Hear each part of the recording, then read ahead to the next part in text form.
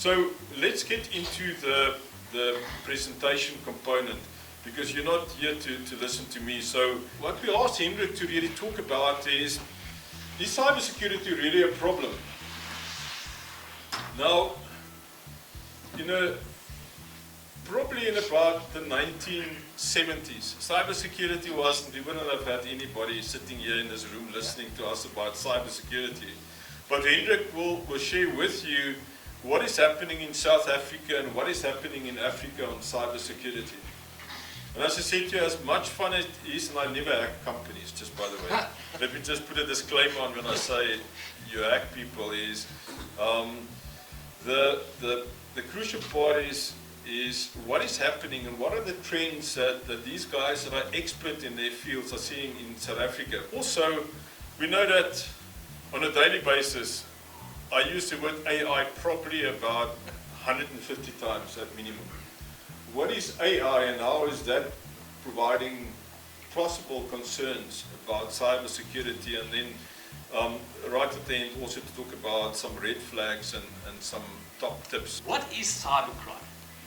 In a nutshell, cybercrime is the utilization of technology, computers, and technology mechanisms to facilitate crime. If you look at the definition by the Britannica, cybercrime, the use of computer as an instrument to further illegal ends. What those ends may be, it might be hacking, it might be intellectual property theft. There's a whole host of crimes being perpetrated utilizing technology. So if we look at the goals around cybercrime, what are these attackers after? What are these criminals after? I think the bottom line is financial profit, right? That's why most of us get up in the morning, is to go to work, earn a living, make a life for yourself. Cool. Typically it starts with an investigation, right? So the next step is the hook. In order to hook the victim, you need to have a context of who the victim are. What makes them tick? Where do they work?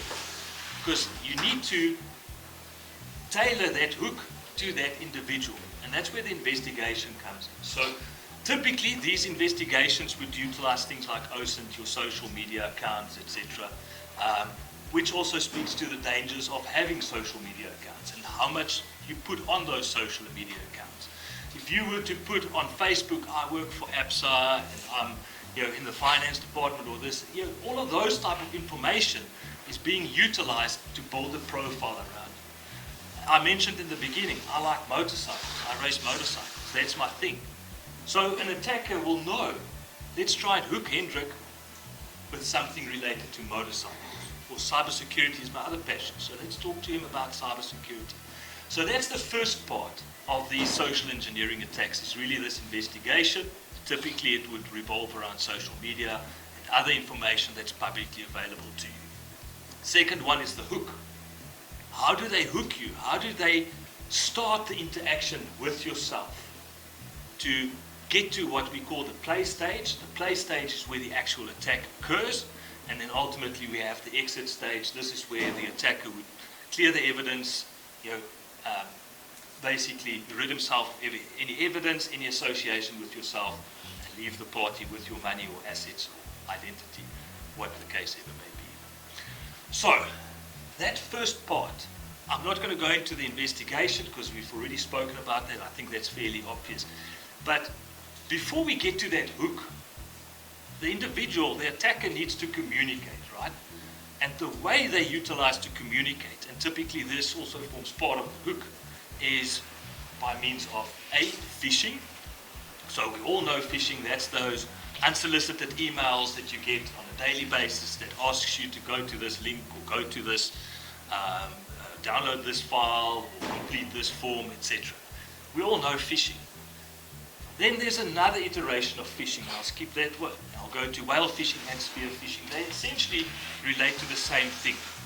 But instead of just blindly shooting off emails to 1,000 people hoping somebody's going to bite, you have spear phishing and whale phishing, which is dedicated and targeted to a specific individual. So spear phishing refers specifically to the fact that I might be targeting Peter directly.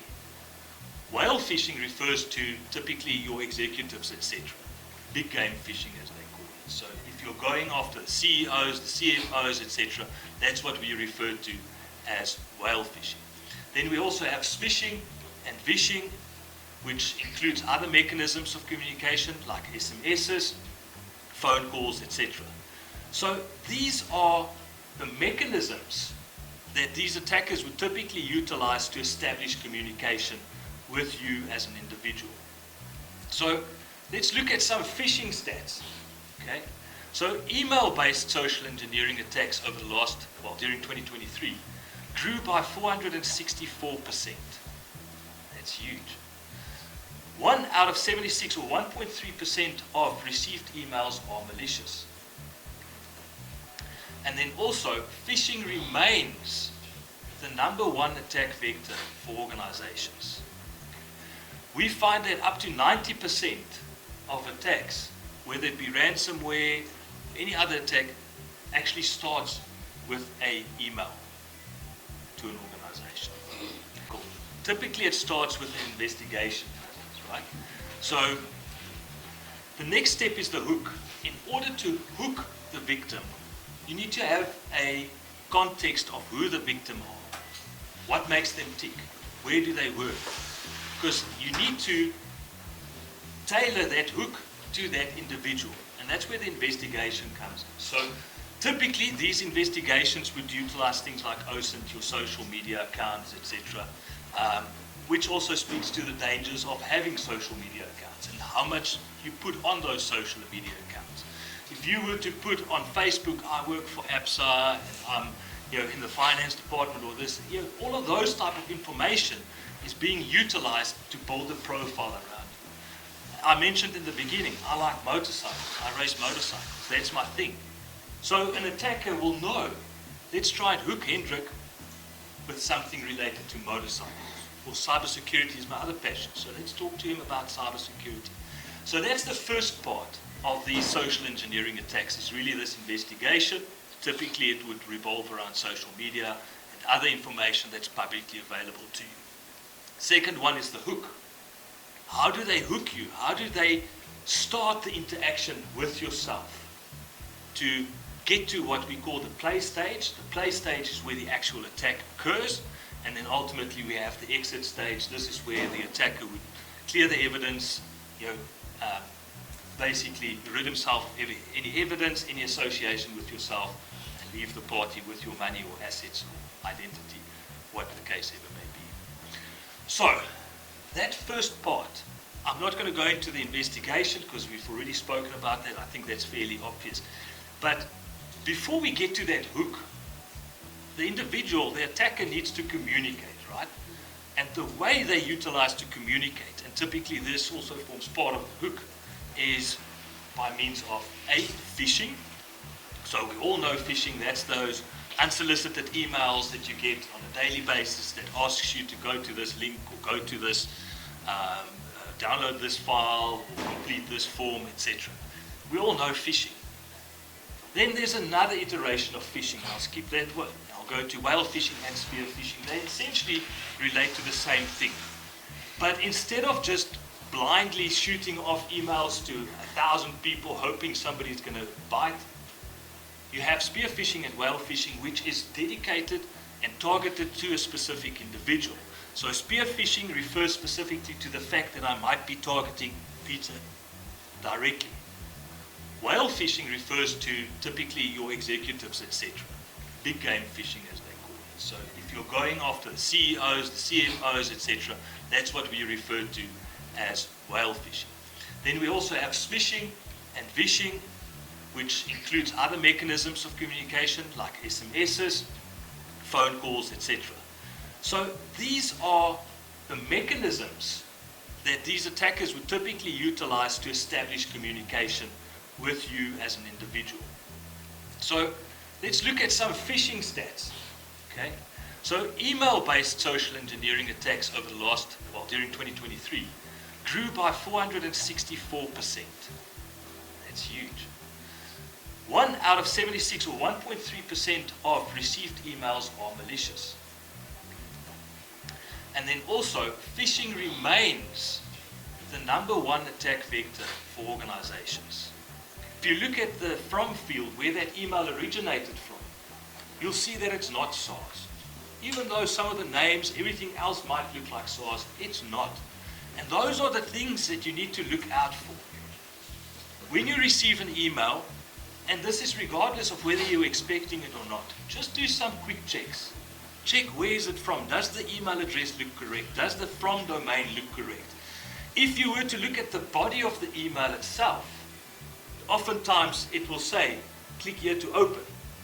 If you just hover your mouse over that hyperlink, it will tell you exactly where that link is going. Double check that link. Because oftentimes if you look at that bottom one, it says post office, but there's a small spelling mistake there. If I remember correctly, I can't see from here, it's a missing O or a missing S or an extra S in the actual domain name. So it looks exactly the same, but it's not. And that's the things you need to look out for when you are opening emails, interacting using emails, etc. In terms of the attack vectors itself, as I mentioned, email is now the predominant attack vector for social engineering attacks.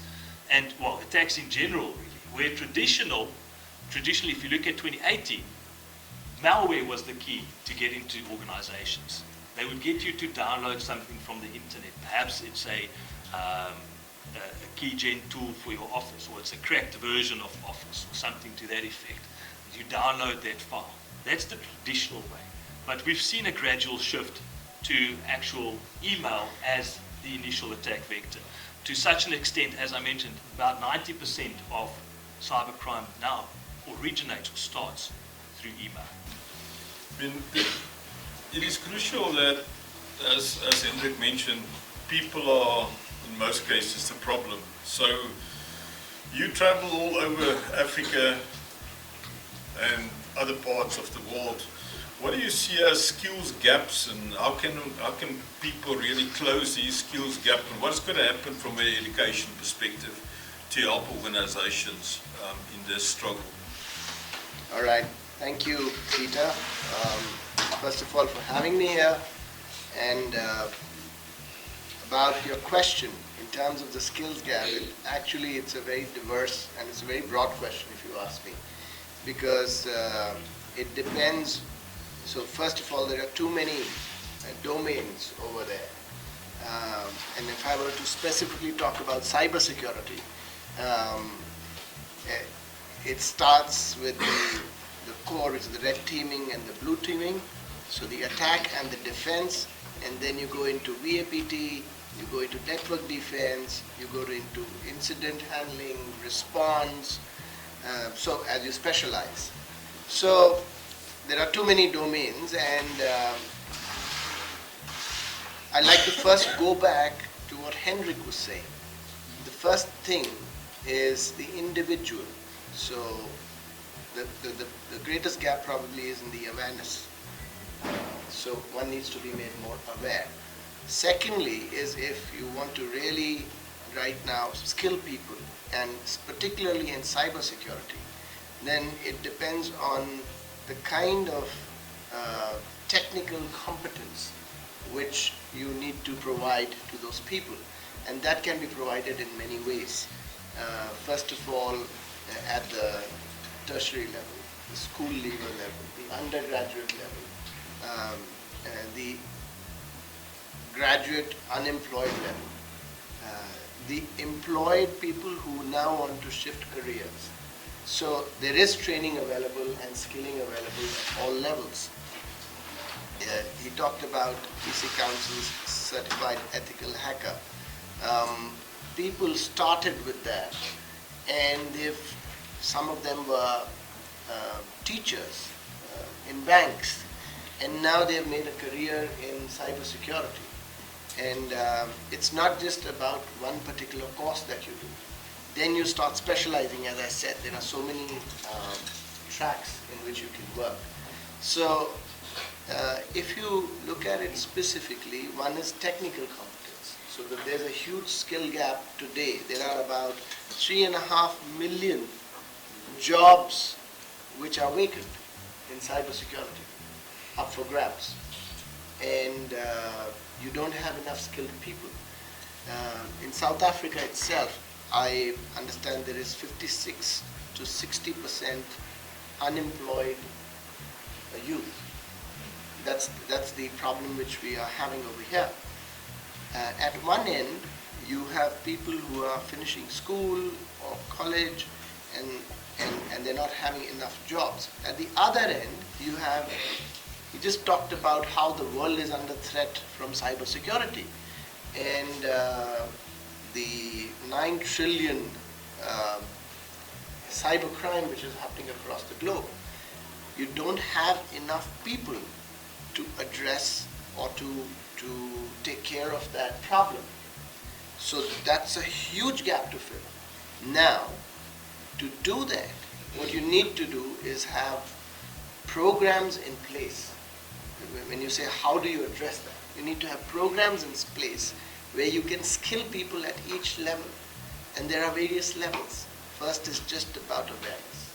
Second is about providing the essential knowledge, which can just give them an idea, a brief idea, what cybersecurity is all about.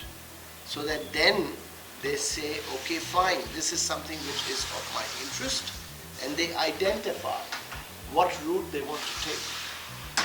Basis that, then they get either into attacking or defensing, the defense or ethical hacking, pen testing. Biggest thing today is when he talked so much about how organizations are being attacked and how they are being attacked.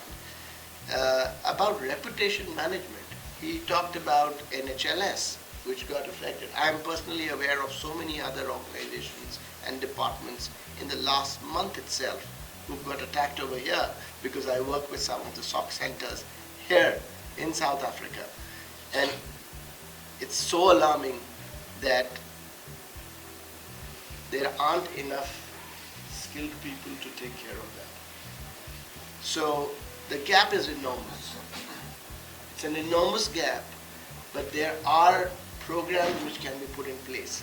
There are programs which can be put in place in volumes. We need to do programs which can enable skill building, capacity building, and probably nation building to address that 56 to 60% unemployment.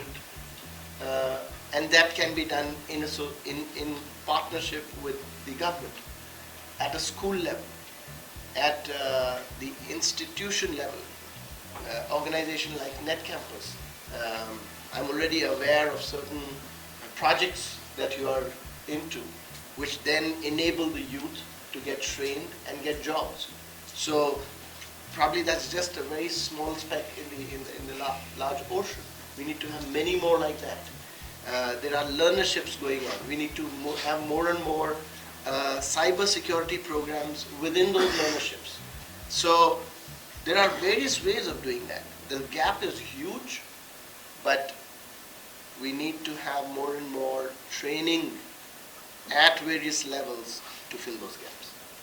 When we think of cybersecurity, you only think about corporate work and the data that you host or that you have as an individual that belongs to companies. But even as individuals, I mean, a lot of people have got so much personal information about themselves on the internet, and they don't realize how much of a currency that is in the hands of a hacker. I always say this to a lot of people. How many people have got Facebook accounts in there, right? Or Gmails, rather. A lot of us have got Gmails, right? And then a lot of you might have Facebook accounts. And in most of these accounts, and a lot of accounts that you guys have, there's always this reset password questions, right? And these questions are pretty much standard. Where were you born? Mother's maiden name. Yeah, all of that. But if I were to go to your Facebook profile, exactly that same information is what you listed as your password reset questions. So there's so much education that needs to happen, not only on the corporate side of things, but also on an individual level. It has to be a religion that people consistently are aware that there's cyber threats out there, and they are constantly evolving. That's why it's not advisable to just do a generic training, right? It has to be, like I said earlier on, the training that we do has got to be informed by the risk assessments that companies individually make. Because if you make it based on your risks, then you are able to target specifically issues that pertains to your organization. Or else, it's always going to be the same thing over and over again. So that's pretty much what we normally come across in the training space. What we as Netcampus are doing in this specific space, and remember, we do it from a learning perspective, is really to target 4 audiences in organizations. The training components, and yes, we do have generic courses. We do customized courses where you were asking about content earlier and the revision of content, where we've got a whole content development team. And then we partner with organizations that has got the tools to run full campaigns in sending phishing, smishing, vishing messages out. We monitor the results, and we partner with those organizations in line with the improvement. On the cybersecurity technical staff, you were talking earlier about red team, blue team. We do create learning programs that are structured depending on what is the specific team that you are actually looking at. The important part is, if you want this to be successful in your organization, is don't just send a person on a course. Let's have a conversation to determine what are the requirements and how you've structured your specific teams. Probably the one part on that slide that I want to highlight is, let's partner with you to unpack your specific requirements. And let's make sure that your staff members are upskilled. But then I want to bring in one part that is not on that slide is also make sure that you create a pipeline of young people coming into your organization, because the senior guys will jump from one company to another company, and what is your fallback then at that point in time? And with that, I want to hand over to the lady herself to wrap up the session for us. Honoring our invite and attending. We are so used to virtual sessions, and we were concerned that maybe some people did not even see that this is a face-to-face. But we're really happy that you took time out on a Friday to drive here. And you know, most of you are indeed our clients and our partners. So I want to thank and acknowledge our panel here. We really learned a lot. You saw, as an executive, I sat there and I was listening to each and every word.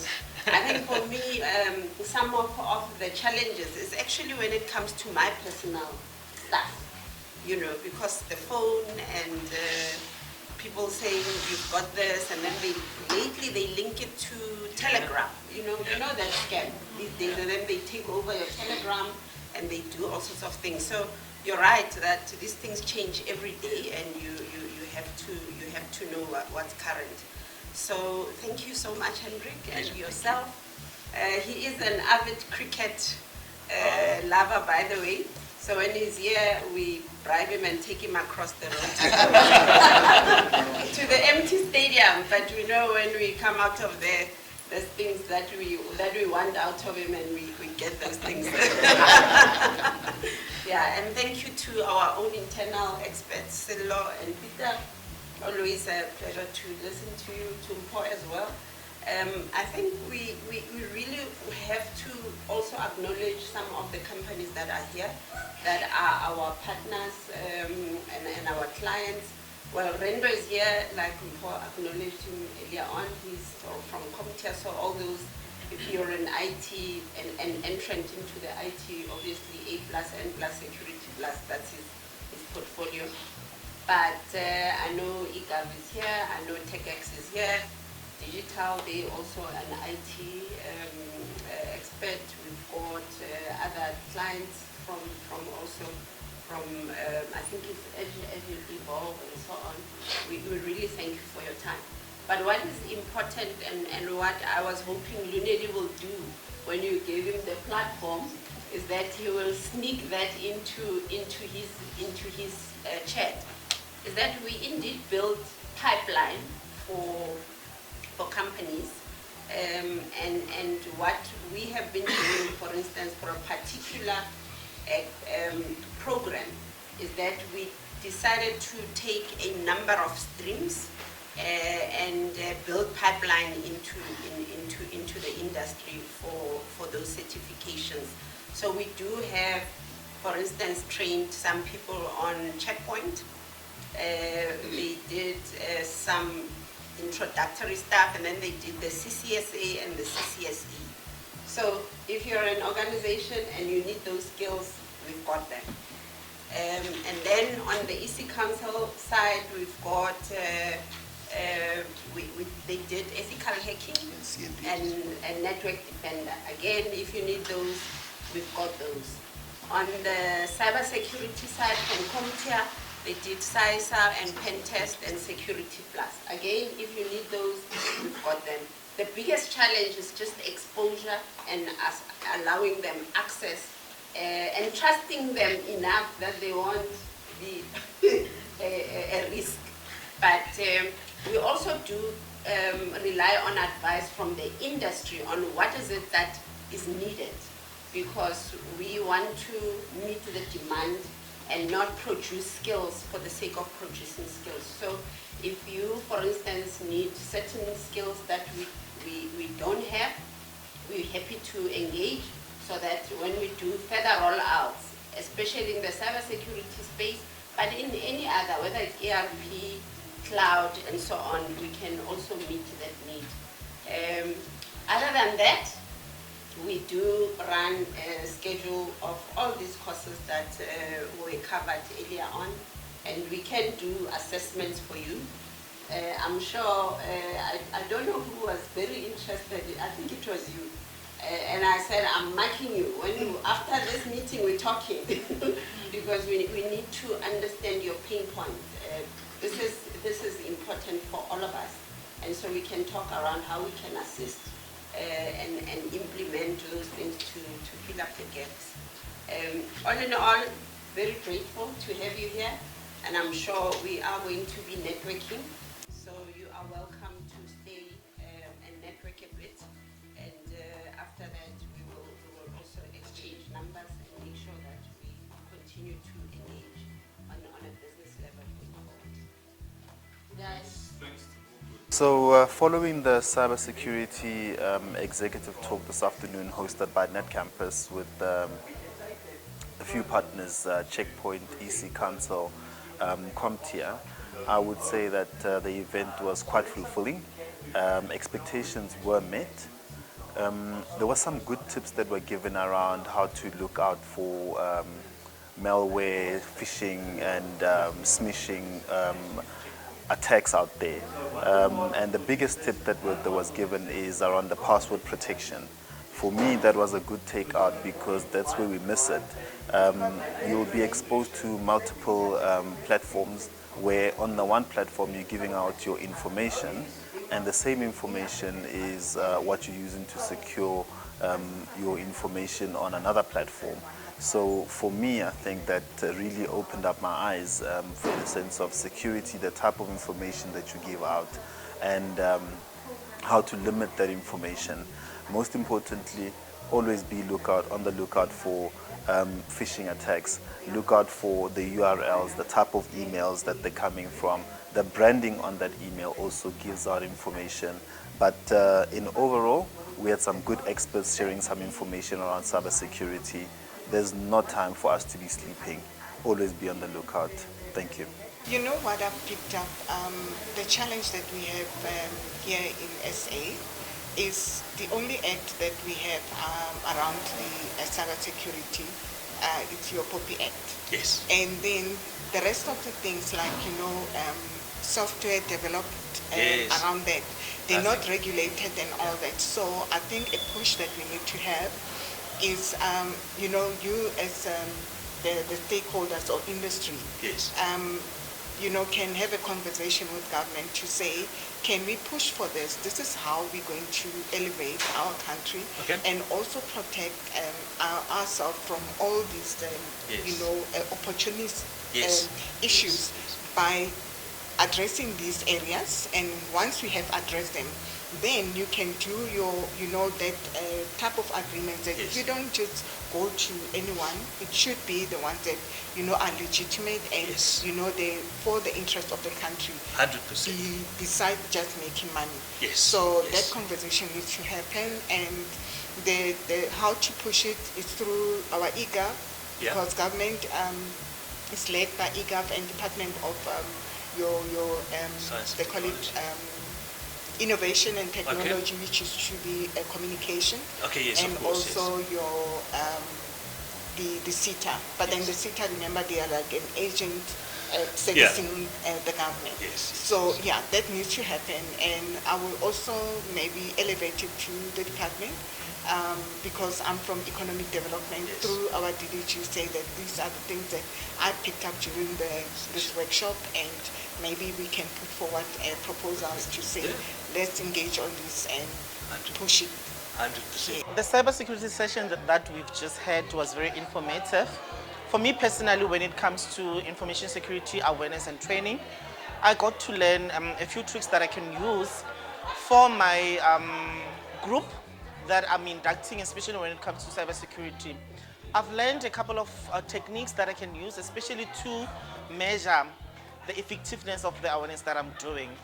I would really recommend one to be part of the sessions because they are very informative. You get more inside information about the kind of industry that you are in. We know that cybersecurity should be a collective responsibility, so please do join in. Thank you. The session was very informative. It was good to meet with people that are my peers in the industry and that I work with and connect with, I need to connect with. And it was very informative both from a security perspective as well as the training and the education that's happening and that people are wanting as well behind it. So yeah, it was very, very good. Cybersecurity, very interesting topic. There's a misconception about cybersecurity. Many organizations, many individuals, they never think that in any day they can be attacked. But cybercrime spares no one. Anyone can be a victim, anytime, from anywhere. With our digital transformation, we're migrating from the traditional way of doing things. We're now focusing heavily on digital migration, and as a result, many organizations and many individuals, they forget about the potential of cybercrime. So with partnership like Checkpoint and Netcampus, we drive awareness in various spheres of the corporate life, the individual. We also trying to bridge the gap in terms of skills development. There is a huge challenge in terms of skills development in Africa in particular, and yet we have a big gap in terms of employment. Therefore, it is fitting that we challenge ourselves to educate the upcoming youth, the upcoming students in terms of the specific cybersecurity field. There's a lot of opportunities, and we do feel that this can contribute to bridging the gap between unemployment and helping the students to basically focus on a different stream that actually brings so much value in what is a pandemic today. Because cybercrime, no matter how you look at it, it is a pandemic. Many people are actually being attacked and are suffering as a result. The organization suffers financial loss, they lose data. And some organizations, we've seen them even closing down because of cybercrime. So let's work together, let's build a country together, let's make sure we drive awareness and grow together as cyber professionals to address this pandemic. Thank you. Cybersecurity is very pertinent in today's landscape with the risks that are ever encompassing in the landscape. And yes, I think there were a couple of topics that were touched on that are key, particularly the smart awareness, because the human factor is key in addressing one of the very key factors to addressing cybersecurity concerns in the local market. I think we are slowly narrowing the gap. As an organization, we are certainly contributing to skills development. but it's not fast enough. Based on the statistics, it's a moving target, and we need to ensure that the awareness is created, skills are developed, and the necessary gaps are closed. I think it affects all of us because, as you will have seen from the presentation, that South Africa, in terms of attacks, is ranked, I think, in the top 10 worldwide. So we as government also have the same challenge with cybersecurity threat and vulnerabilities. So it's something that's really top of our mind. I think because of the exposure and given the number of incidences that we are experiencing as a country, there are attempts to narrow the gap. So I'll say, although slow, but steadily, we are narrowing the gap. Hi. Which partner you are? I'm Sanjeev Sharma. I'm from I represent EC Council. I am the Director Africa for Business from EC Council. So I manage the African continent business for EC Council. And in today's session, what did you take out from it, and what do you think is important with having sessions like this? To be very honest, and I've been sharing this with other people, we were trying to come out of an era where we've been having many online meetings. Yes. And to have an in-person meeting such as the one which we had today is great, because you can get so much out of these meetings which you can't from the online meetings. That's number one. Number two, I thought this was very engaging. We could interact with the audience. They had some very good, pertinent, interesting questions. And post the event, when we got to network with them, we were now looking at how we can solve some of their problems and address them from the solution that we can create for them. So I really found it very productive. So if you think cybersecurity, we had conversations about the risks that we're going through, right? Do you think that there's a more innovative way of us having sessions like this, like maybe a show and tell, or just real risk factors that we can display to our customers? I think the first and foremost thing is to get more and more people into events like this. Yes. We had some CIOs, we had some people from IT. If we can expand that base and get more and more people, just to create the awareness around cybersecurity. Yes. First of all, that's very important. Yes. Then is when we get into the other thing in terms of how do we make it interesting. Because currently, I think the biggest problem is awareness. Yes. That this is a problem which is here to stay and it is a real problem. Yes. Then making it interesting. Once you get the right number of people in, then we can talk about now what are the problems, what are the niche areas which we need to focus on, and how do we solve them. At the core of our organization was always how do we then touch our people and how do we develop strategic partnerships. And I think pre-COVID it's always been a bit of a complex thing for us to try in a new dimension of digitization, of trying to reach our partners in that manner. But today I think we wanted a bit of a physical touch. We wanted to have a conversation with our people. We wanted to hear the true blood in terms of what are their pain areas within their organizations. And I think the panel that we have put together from EC Council, from Checkpoint, from our subject matter expert internally, I think we did drive the message. And I think the message was very clear. How do we remain secure as organizations, as businesses, and how does the human factor play a critical role in that area? How could we assist organizations in risk-based training methodologies? And I think it's very clear from, I think, the participant that we've had today that we can take these conversations further with key stakeholders in government, in the private sector, and begin to build our society together. I think the human factor, I think awareness, critical thinking. So when you are encountered with these scenarios, it's important to stop, double check, and I think most importantly, ask yourself questions. We also need to encourage an element of reporting. how do we then make sure that the right stakeholders within organizations, either it be business or it be technology, how do we report, and how do we then build out of those reports a data-based decision-making processes?